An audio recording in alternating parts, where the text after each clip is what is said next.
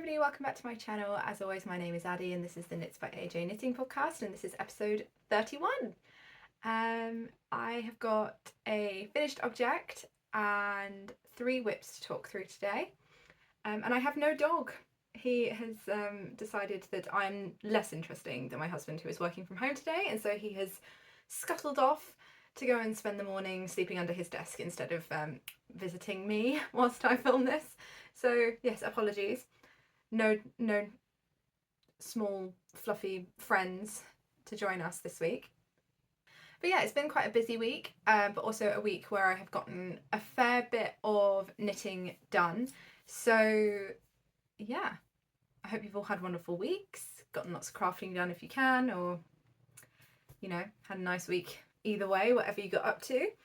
So yes, I'm all out of sorts. I feel like I haven't done this in ages. I was sat here a week ago filming last week's episode, but I just feel all out of sorts. Yeah, I don't know. Today I did the last drop off for nursery for my daughter, and feel a little bit more emotional about it than I initially thought I would. I was sort of like, oh, this is the last time I'm doing this. Now she's off to big school and there'll be no like midday pickups anymore. She'll be there for the full day, which I don't know, I'm a little bit sad about. Like, I'm gonna miss having her at home with me in the afternoons, but I think she's gonna do so well at school. But yes, so I'm feeling a little bit kind of out of sorts today. Anyway, right, let's get into finished objects. So I did want to have 2 finished objects today, but unfortunately I only have the one, and so my finished object this week is my socks for the month of July, and they are my Mazie socks, and they look like this. They are so fun! I knit these up in the adult medium size. This is a pattern by Summer Lee, and I used a 2mm and 2.25mm needle, and I used, so my main colour is Under the Olive Tree Yarns sock yarn in the colour Fiesta Beach, and then the white is West Yorkshire Spinners Signature 4-ply in the colour Marshmallow. The purple is Opal 4-ply in the colour Lilac. The blue is Filcolana Arvetta in the colour Blue Atoll. And then there's the white again, which was the West Yorkshire Spinners. The pink is Lang Yavel in 109, I believe. The red is West Yorkshire Spinners Signature 4-ply in the colour Rouge, and the green is Cascade Heritage sock in the colour Citron, and then this kind of like speckly one right at the top that I've just used for the cuff is a Regia 4-ply in the colour Candy, I believe. Yes. All yarns and everything are noted in my Ravelry project for these. As always, you can find me on Ravelry and Instagram as Knits by AJ. I will put both handles up here so that you can go and check out the project pages and everything over on Ravelry, and whatever. Catch up with me on Instagram if you want to. I am terrible at posting on there at the moment, absolutely terrible. I'm trying to get better, but just time keeps running away from me.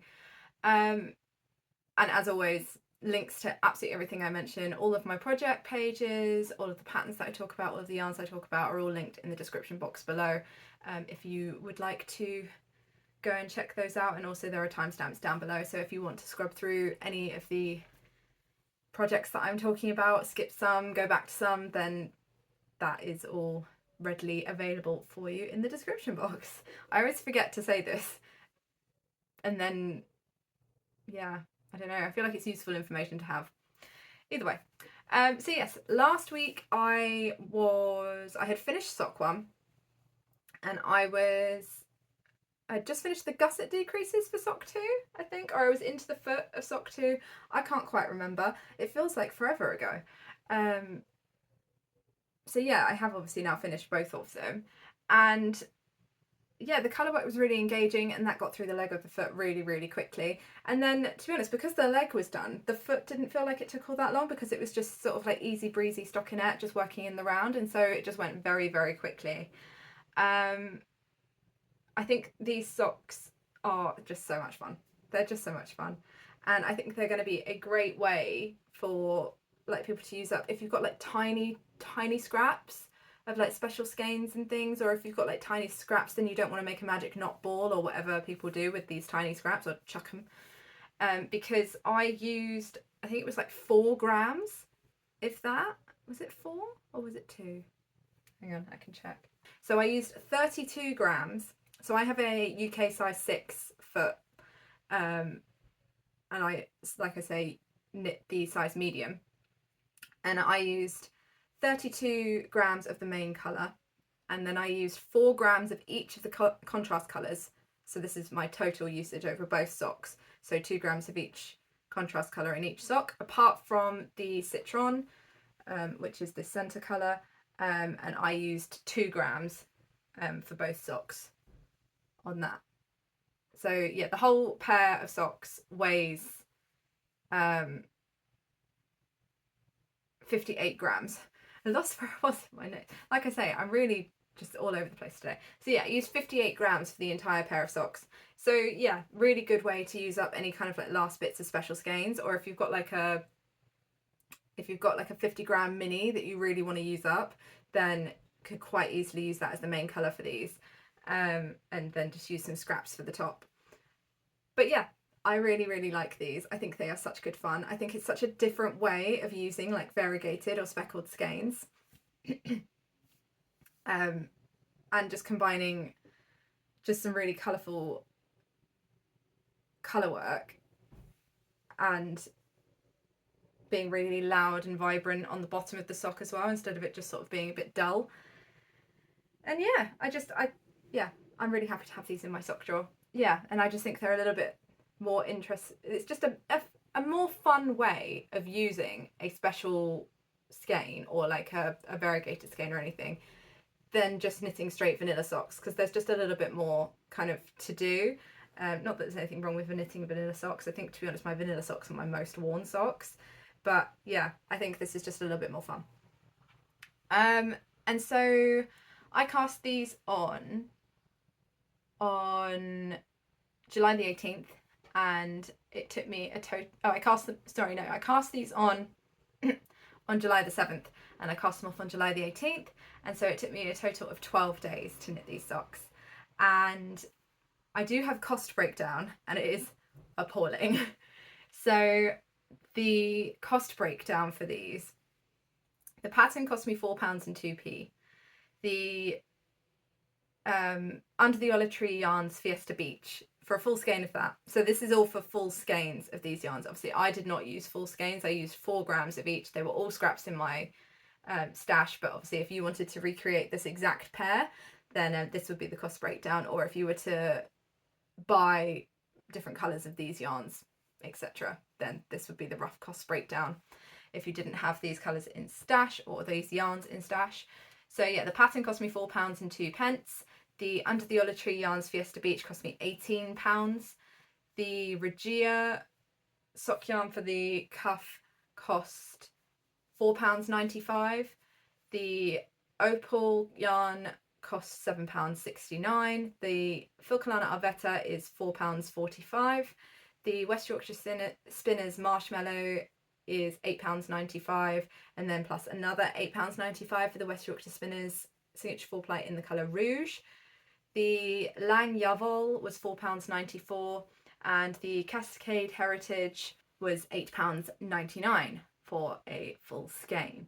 And so that brings the total cost to £84 and 34 pence.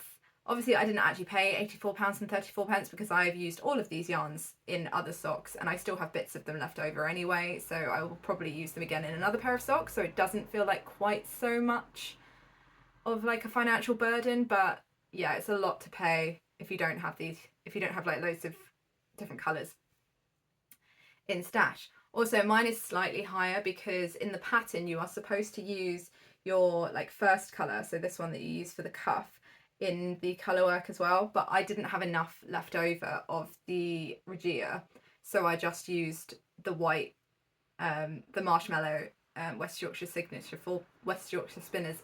4-ply, because that's what I had in stash. So yeah, mine was slightly more pricey, but that still does put them like over £70 if you're buying all of these yarns. And obviously if you're just like, if you just had a single colour for the bottom, then it would be less, because generally the hand dyed yarn does put the price up a little bit, but still I'm very happy with them. I think they would look really good even if you just carried on the colour work, keep going down and put in an afterthought heel. I think they'd be really fun. So yeah, I really like them, and I'm sure I will probably end up knitting another pair. My daughter's eyeing them up, that she wants a pair, and they did. I think that pattern did come with kids' sizes, so that could be on the cards. But like I say, because she is going off to school, they like have a really strict uniform policy where they can only wear like certain colours of socks, which to be honest I think is rubbish, but you know, is what it is. So that is my finished object for this week, and let's get into some whips. So some whips are always in the order of how long they have been on my needles, and so my longest standing whip is unfortunately still a whip. I really wanted to have this finished this week, but I did run into a slight snag of the fact that I ran out of wool wash, and we had a really hot day where it was like 32 degrees Celsius, and I just couldn't bear to pick it up. I just did not want to have a full jumper on my lap. It was just too hot, and so I knit socks instead. So I think if I had not decided to not knit it that day, I probably could have finished this, but I would not have been able to wash and block it because my wool wash is not arriving until later today. So, you know, either way. But yeah, without further waffle, I am obviously talking about my colour tip tee, which is a pattern by Emily Curtis, and I am knitting this up for my husband in like a mishmash of different sizes. If you want to know all the different sizes, you can either find them in my Ravelry project page, or you can go back and watch last week's episode, which does have timestamps so you can find it easily, where I went through all of my sizing. And so I am knitting this up in Sandnes Garn Tin Pigment in the colour 1042. And I think last week I was having a minor panic over the idea that I might run out of yarn. And now, this week, I realised how silly that was. So I initially bought 7 balls of the tin pigment. It just looks like this. And I'm now into my last ball. But I only have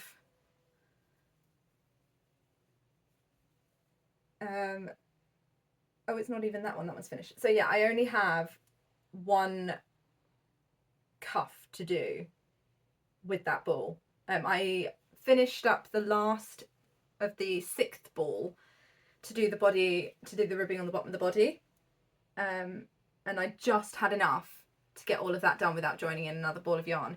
So I simply joined this one in to pick up and do the ribbing on the bottom of this sleeve. So yeah, bit of a silly panic over the idea of running out of yarn, but I feel like it's one of those things that you just don't know until you kind of get to that point. But either way, it looks like I'm going to have a fair bit left over. So I'm using 3mm and 3.25mm needles to knit this. And since last week, I have knit, so I was here, and so I have knit all of this bit of body, and I have obviously done the ribbing and the bind off on the body, and I have picked up and knit the ribbing and done the bind off on this sleeve, and then obviously I have picked this sleeve back up and done some of the ribbing on this one.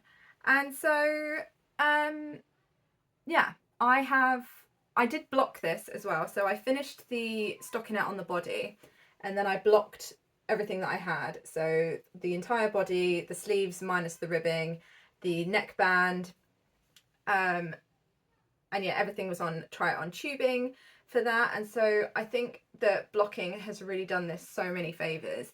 It's evened out my stitches really nicely, and like it's just made it so soft. This is so nice to feel, and like it's just, the yarn has just softened up beautifully, and like I say, the stitches have evened out wonderfully as well. And I just think it's really kind of pulled this neckline into the correct shape. It was kind of bunching a little bit down here before, and obviously that is not happening anymore. I didn't pin this at all. I just simply laid it out flat. I have one of these like netting, maybe if I show it, it might be easier to explain. So I have one of these things, and it like unfolds. Watch it hit me in the face. Always happens.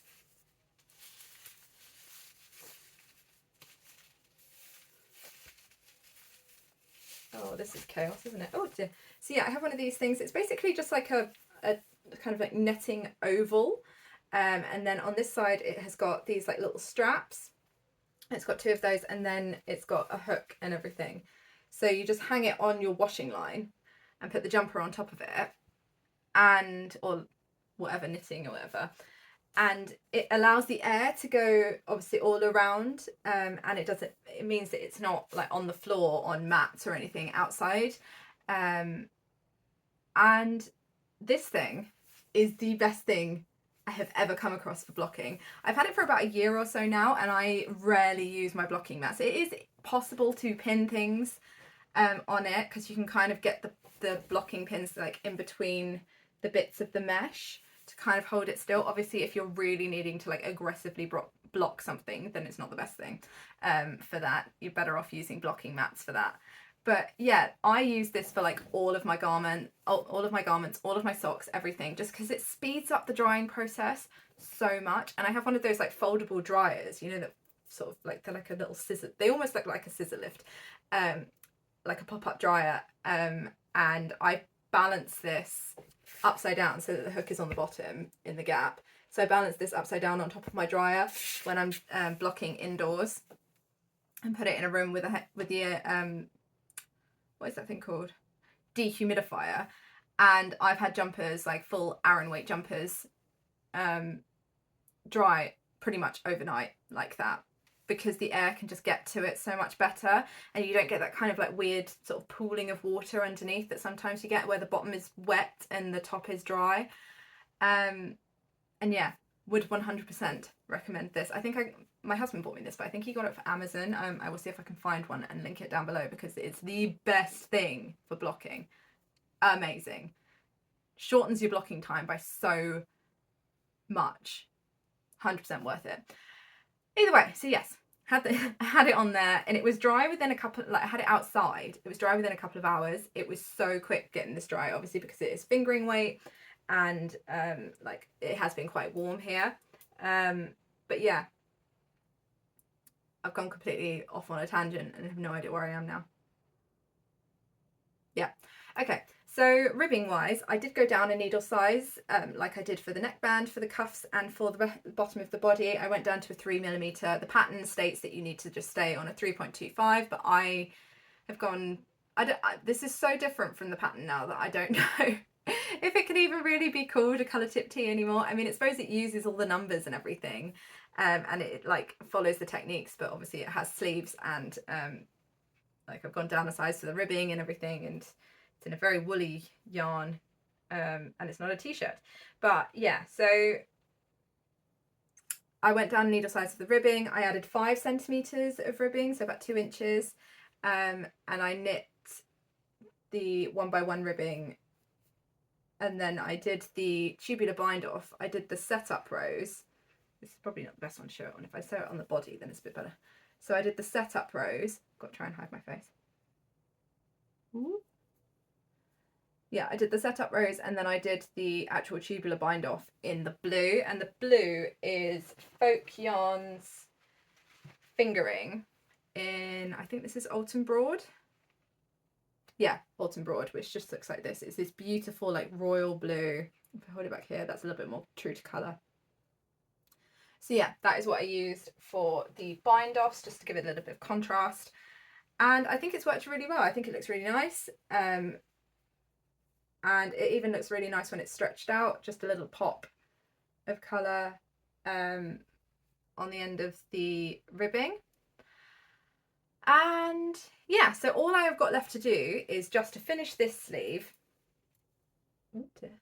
Yeah, so I just got to finish this sleeve, so I've got about 3.5 centimeters left of ribbing on this sleeve, and then the bind off, and then yeah, just bind off and block the whole thing. So next week, this will be a finished object. And I'm so happy. I mean, to be honest, I'm hoping to get this finished today, and then like in the wash and blocked and everything tomorrow. And then it's done. It's done. I'm just really looking forward to having it done. And then I will be able to get some B-roll of my husband wearing it. It seems pointless doing it this week if I'm going to have him do it next week when it's finished anyway. But yes, I did get him to try this on before I blocked it and after I blocked it so that we could double check the fit. He's very happy with the fit and everything. And so yeah, I think we're doing okay. It didn't really grow very much in blocking. So yeah, I don't know, I'm just really happy with it. And also I'm really excited to get it off my needles because it's been on my needles for so long. Yeah, so I have had this on my needles for 78 days, so I'm really hoping to kind of get it off the needles and finished before it hits the 80-day mark, because yeah, it just feels like it's been a really long time, really long time. But yeah, it's been a lot of knitting, to be honest. I kept like looking at the body and like measuring it and getting my husband to try it on, and I was sort of like, how is this still going? And to be honest, I've never knit him a fingering weight garment before, and I guess I just didn't really anticipate how much kind of like an undertaking it was going to be, because obviously like the row gauge is smaller on a fingering weight garment than it is. I think the last jumper I knit him was DK, which just didn't feel like as much knitting, and the next one I've got to knit him is DK, so at least that one will maybe feel like it's going much quicker than this one. But it's not to say that I haven't enjoyed it. I have really enjoyed it, and I probably will make him another one at some point as well. He is definitely more of a simple stockinette jumper wearer than anything overcomplicated. So yes, that was my colour tip tea on the needles for 78 days. And whip number 2 is another pair of socks that I cast on. I said last week that I wanted to get these cast on just because I wanted another pair of socks. Excuse me, I've got something in my eye. And so these are the Surf Wax socks by Summer Lee, and these are from the book The Sock Project, which is just here. I'm kind of working my way through my like favourite patterns from this to begin with, and I really want to try out a couple of the new heel options that she's got written in this book. So yeah, I'm sort of slowly working my way through some of the patterns, and this is the second one from the book that I have knit. The first one was the Trompe Le Monde socks that I knit last month, and this is the pattern that comes just before that in the book, the Surf Wax socks. And so currently look a little bit like this, and I am using West Yorkshire Spinners signature full ply in the colour Marshmallow, which is just this white, and I've just used that for the stripes on the cuff. And then my main colour is Cascade Heritage sock in the colour Citron. And the pattern in the book is kind of inverted in these colours. I think it is like more of a yellow than a green, to be honest, but the main colour is the white, and then there's like a yellowy green stripe in the cuff, and I didn't have enough of the white, and to be honest I liked the colour combination, but I decided that this was probably going to be more practical, and so yeah, I decided to do mine in green, and to be honest I think it's still so much fun. It's such a good colour combination for summer, like spring summer. I think they still look really sort of bright, and yeah, I still think they look really summery, despite not being white. So this is a sort of like all over patterned sock with like knits and pearls to make this kind of like chevron style pattern, and then it continues on down the foot, but then obviously the base of the foot is stockinette as well, and it's just got a simple heel flap and gusset, which is my favourite heel. It fits me well, I like it, I can kind of do it without thinking. I do like a short row heel, but I have to think about it a little bit more, and I don't feel like it fits me as well as a heel flap and gusset. And so I kind of just like to stick to what I like. with socks, because I do have socks that have different types of heels and I just don't reach for them as often. I 99% of the time just wear ones that have got heel flaps and gussets, and I'm happy with that. That's fine. I know it's not for everybody, but it is for me. So yes, I am knitting the second size, which is the adult medium. This pattern does not come with kid sizes, but I'm pretty sure that you could probably adapt it to fit a kid size. But yeah, it just doesn't come with a kid size. And yeah, I have made one sort of modification. So the pattern shows that there are, the pattern is shown with 6 of these pattern repeats, these like chevron repeats on the leg, and I have decided to only do 4 just because I wanted something that was a little bit shorter, just kind of like pops out the top of your shoe in the summer and doesn't quite reach my jeans, because I tend to have sort of slightly cropped jeans, so it doesn't quite reach the bottom of my jeans. And yeah, so I have completed the cuff, I've done the leg, I've done the heel flap, and I've just finished the gusset decreases. And I will now be just working at going down the foot. And yeah, I really like these. I really like Cascade Heritage sock. It's so soft. But I like that there's a little bit more structure from the West Yorkshire Spinners signature 4-ply in the cuff. I just find that yarn has got like really good structure, especially for ribbing. It kind of really springs back really, really well, better than like a superwash merino, which is what the Cascade Heritage is, I think. I feel like the West Yorkshire Spinners, I know it's got BFL in it, but I think it just says it's 100% British wool. I'll have to double check, but yeah, it's definitely more rustic than the Cascade Heritage. The Cascade Heritage is full like butter soft, but the West Yorkshire Spinners, like, I have no problem with it. But yeah, it just looks like this down the front of the sock, and I really like them. I really like the pattern. It's really easy to memorise. I can do it without looking now, and I'm just really happy with them. So yeah, I'm just going to be continuing down sock 1, get to the toe, and then cast on sock 2. Oh, I did change my needle size again for the ribbing, so I did my ribbing on 2mm and then changed to a 2.25 for the rest of the sock. I think that's just how I'm going to do it, kind of going forward now. I think that just allows the sock to fit me a little bit better, and I don't get kind of sort of floppy ribbing at the top of my socks. So yeah, so I cast these on July the 18th, and so they have currently been on my needles for 5 days. So that is my surf wax socks, and that brings me to whip number 3, which isn't really a whip, it's actually just a swatch, but I am going to be casting it on this week. So yeah, I thought I'd include it anyway. So whip number 3 is my swatch for my lily top, and this is a pattern by HIRIS of HIRIS Makes, and I will be using, let me see if I can say this because I always struggle with the name of this yarn. Is it Hjortgarn? Hjortgarn? I don't know. Please do tell me if I am saying it wrong. But yeah, it's their Lana Cotton 212. It just looks like this, and I believe this colour is called Lilac. It is colour 3304. But yeah,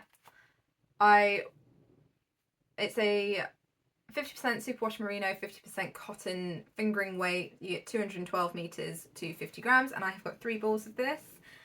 And yeah, so I'm gonna make the lily top, which is like an all over stockinette satin sleeve t-shirt with rolled edging, and I just really wanted a basic knitted t-shirt, very much like similar to the t-shirt that I'm wearing today. This is the same, like I have this t-shirt in multiple colors. I wear it all the time. I love the fit of it, and yeah, I wanted a knitted version of this in a more summer appropriate yarn. I have not been wearing a lot of my like summer knits because most of them are not really knitted in summer appropriate yarns, and a 100% merino is not a summer yarn for me. I get too hot. I know for some people it works out really, really well, but for me, I just get too hot. I think if I was like still working in an office and I was sat in an air-conditioned room, it would probably be fine. But I spend most of my time running around after a 4-year-old, and so it just doesn't really work for me, which is fine. I am fully happy with that. Anyway, so this is my swatch. I used the recommended 3.5mm needles for my swatch, and I ended up with a gauge of 25 stitches and 34 rows, and the gauge suggested in the pattern is 24 stitches and 32 rows. Now I am yet to wash and block my swatch. This is just it straight off the needles, hence why it's deciding to try and turn itself into a hot dog roll. But I do believe that because it's got such a high kind of like, because it's got superwash merino in it and it's got cotton, that it is going to grow somewhat. And so hopefully I will get a little bit closer to gauge with this. Although I'm not massively stressed about that. I like the fabric that I've got here, so I'm pretty much certain that if this doesn't change too much in blocking, I'm just going to kind of make it work. I'm going to be knitting the smallest size, which is size 1 in this, which is to fit a 30-inch bust. Is it 7? So yeah, it comes out so to fit a 76cm bust, which will give me negative ease. No, not negative ease. Sorry, which will give me like 0 ease on the upper bust and like the shoulders and everything. And then I get a little bit of positive ease over the bust, which is what Iris has written the pattern to do. She's got loads of notes on sizing in this pattern. It's written so well to help you choose the size that you need or make any adjustments that you need to get the size that you want. Like there's 3 different size charts, like for actual sizing of the garment and for like what the sizing is supposed to be across you. So what sizing the garment is written to fit, and so then you can kind of make a decision based on that, like how, if you want to cast on extra stitches at the underarm or do extra increases or anything like that. It's just written so well. All of Iris's patterns are written really, really well. I tested her lily top, that fits me so well. And yeah, I really like her patterns, and I really like the simplicity of this one. I think it's going to fit in really well with my wardrobe. I want like 400 of them. Yeah, and she has a really good size range. So this pattern goes from an actual bust size, not the actual garment. Your sizing goes from a 30 to a 60-inch bust, which is 76 centimeters to 157 centimeters. Which I think is a really good range. There are 9 sizes. I'm going to knit size 1. So yeah, this is how far I've got. I have knit a swatch and I have not blocked my swatch, so I will be blocking my swatch this week and hopefully getting this cast on. And I think it's going to be a really nice like sort of slightly quicker knit to have after finishing up my husband's colour tip tee, but still kind of easy breezy stockinette.